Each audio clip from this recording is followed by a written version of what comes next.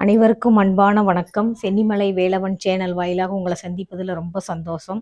இன்னைக்கான பதிவு என்னன்னு பார்த்தீங்கன்னா, இன்னைக்கு தேய்பிறை சஷ்டி முருகப்பெருமானுக்கு உகந்த நாள். இன்னைக்கு எளிமையாக எங்கள் வீட்டில் நாங்கள் சாமி கும்பிட்டுருக்குறோம். 2 வாழைப்பழம், பூவு, தண்ணி, தீபம் போட்டு வச்சுருக்கிறேன். இன்றைக்கி எனக்கு கொஞ்சம் வேலை இருந்ததுனால பெருசாக நெய்வேத்தியமெல்லாம் எதுவும் செஞ்சு முருகப்பெருமானுக்கு இன்றைக்கி கும்பிட முடியல. அதனால் எளிமையாக இன்றைக்கி எங்கள் வீட்டில் நாங்கள் கும்பிட்டுருக்குறோம். எனக்கான கோவில் எது அப்படின்னு பார்த்தீங்கன்னா, சென்னிமலை திருத்தலம் தான் எனக்கான கோவில்.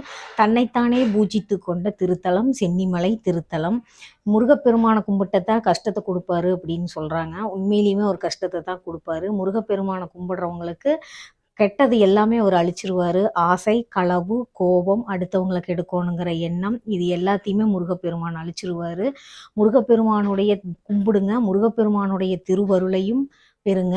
மீண்டும் சந்திப்போம். நன்றி, வணக்கம்.